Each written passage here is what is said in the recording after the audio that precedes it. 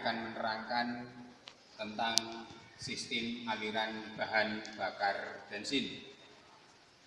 Sebagaimana yang sudah kita ketahui bahwa ada beberapa komponen yang berkaitan dengan sistem aliran bahan bakar bensin, yang tentunya dimulai dari fuel tank atau tangki bahan bakar.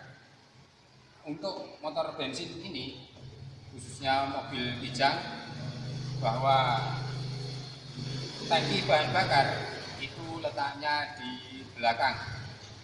Kemudian dari tangki bahan bakar menuju yang dinamakan dengan saringan bensin atau filter bensin. Nah, yang letaknya di sini.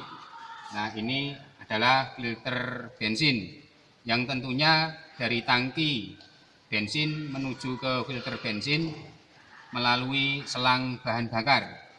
Kemudian dari filter bensin menuju ke pompa bensin. Nah, pompa bensin ini sesuai dengan namanya berfungsi untuk memompa bensin dari tangki bahan bakar kemudian menuju ke filter untuk disaring terlebih dahulu, dipisahkan kotoran-kotoran yang menyatu dengan bensin. Kemudian dari pompa bensin disalurkan melalui selang ini, selang pipa, kemudian menuju ke karburator. Nah, karburator ini. Nah, ini karburator. Kemudian di atas karburator ini ada filter udara. Filter udara sesuai dengan namanya yaitu menyaring udara. Nah, kita lepas dulu.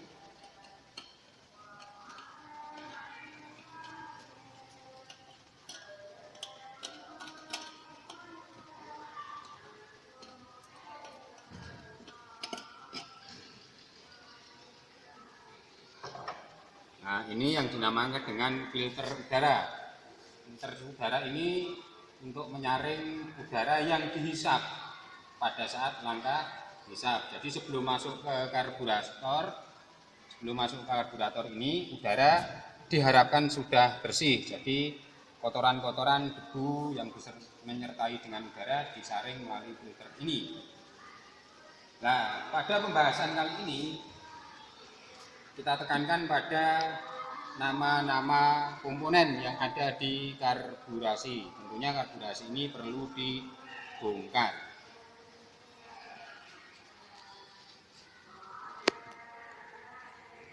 Karburasi kita lepas dari mesin, maka kita lepas semua komponen yang ada di karburasi ini. Nah, kita lepas. Ini, kemudian perpaknya hati-hati jangan sampai rusak. Nah, pada karburasi ini ada berbagai komponen yang ada di dalamnya. Kita mulai dari ruang pelampung. Nah, ruang pelampung di bagian ini. Nah, ini yang dinamakan dengan ruang pelampung. Kemudian apung-apungnya yang berwarna hitam ini. Nah, ini apung-apung. Ini bisa dilepas. Apung-apungnya hati-hati cara melepas. Nah, ini.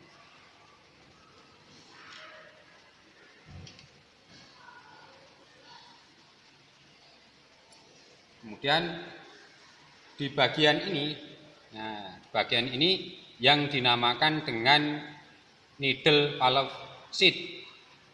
Needle valve seat. Sementara needle valve-nya itu ada di dalam. Nah, kalau kita lepas needle valve, nah seperti ini. Ini yang dinamakan needle valve. Nah, barangkali yang dinamakan dengan karburator banjir itu salah satu penyebabnya adalah needle valve. Needle valve karena yang hitam ini terbuat dari karet. Kemudian kerja dari needle valve ini selalu naik turun sesuai dengan permukaan bahan bakar yang ada di dalam ruang pelampung. Nah, ruang pelampung ini.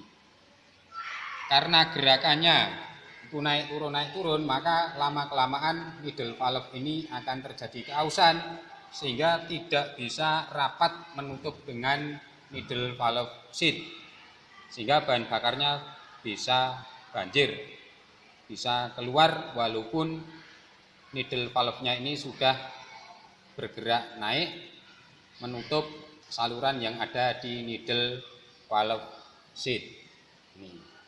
Ini komponen-komponen yang ada di ruang pelampung. Jadi komponen yang ada di ruang pelampung, middle valve seat, kemudian ada middle valve, kemudian ada pelampung. Nah, sudah barangkali pernah mendengar bagaimana cara menyetel tinggi pelampung. Nah, yang disetel adalah pada bagian lift. Ini bagian lift. Bagaimana cara menyetelnya? Ini akan dibahas pada pertemuan yang akan datang. Yang jelas pada saat ini komponen-komponen yang ada pada karburator. Kemudian komponen selanjutnya ini adalah bentuknya seperti ini. Bentuknya seperti ini. Ini yang dinamakan dengan pompa akselerasi atau acceleration pump. Ini bekerja ketika injakan pedal gas diinjak secara mendadak, sehingga pompa akselerasi ini tujuannya untuk mengalirkan bahan bakar tambahan ke dalam intake manifold supaya bahan bakar itu tidak terjadi kekurangan pada saat akselerasi kendaraan. Nah, ini pompa akselerasi atau acceleration pump. Nah, ini berkaitan dengan bagian ini. Nah, kemudian di dalamnya terlihat ada pegas. Pegas itu fungsinya untuk mengembalikan pompa akselerasi ini dengan cepat sehingga tidak terjadi keterlambatan. Ini pompa akselerasi. Kemudian komponen selanjutnya di bagian dalam. Nah, ini barangkali bisa dilihat nanti kalau dilepas ini di sini. Di sini ada yang dinamakan dengan main jet. Nah, main jet ada dua. Main jet ini ada dua. Nah, ada yang lubangnya kecil, ada yang lubangnya besar. Dan pada bentuk bodinya di sini sudah tertera angkanya. Angka ini menunjukkan angka besar kecilnya lubang yang ada di main jet. Nah, bagaimana dengan dua main jet ini? Yang lubang kecil ini dinamakan dengan main jet primer. Kemudian yang lubang besar dinamakan main jet sekunder. Kita lanjutkan. Kemudian di bagian ini ada dua. Ini yang dinamakan bagian venturi.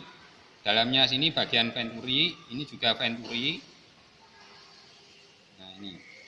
Yang ini yang berkaitan dengan main jet primer.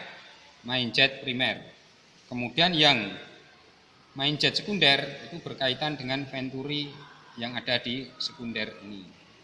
Nah, ini bagian venturi, ini bagian venturi juga. Ini yang primer, ini yang sekunder.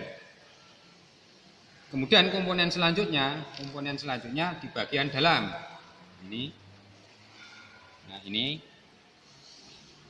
ini kalau kita lepas, ini komponennya seperti ini.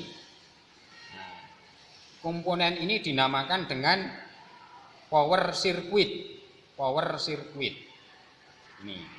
Ini namanya power circuit. Kemudian komponen selanjutnya ada kabel. Nah, ada kabel.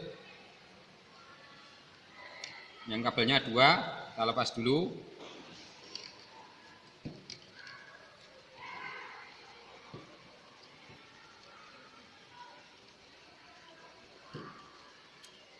Nah, ini yang dinamakan dengan solenoid. Solenoid ini bekerja berdasarkan kelistrikan. Nah, Ini ada dua kabel, yang satu menuju ke sumber kelistrikan yang dihubungkan ke IG kunci kontak, kemudian yang satunya ke massa. Nah, fungsi dari solenoid ini untuk menutup saluran ketika kunci kontak sudah dimatikan. Ini kunci kontak sudah dimatikan. Nah, ini sini. Nah, kemudian ada skrup yang biasanya digunakan untuk menyetel. Ada dua, yang satu untuk menyetel RPM mesin, ini RPM mesin, kemudian yang satu digunakan untuk menyetel campuran bahan bakar, yang biasanya dinamakan skrup IMAS, Idle Mixture Adjusting Screw. Nah, ini jadi menyetel campuran bahan bakar. Kedua skrup ini bisa diputar searah jarum jam atau berlawanan arah jarum jam.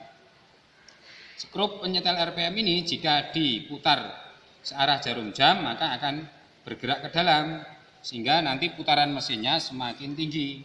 Sebaliknya kalau diputar berlawanan jarum jam maka RPM-nya akan turun. Nah, kemudian skrup campuran bahan bakar ini jika disetel ke dalam, semakin ke dalam, maka akan semakin menutup saluran yang dinamakan saluran idle pot. Kemudian jika diputar berlawanan jarum jam, maka akan semakin membuka saluran idle pot. Ini. Kemudian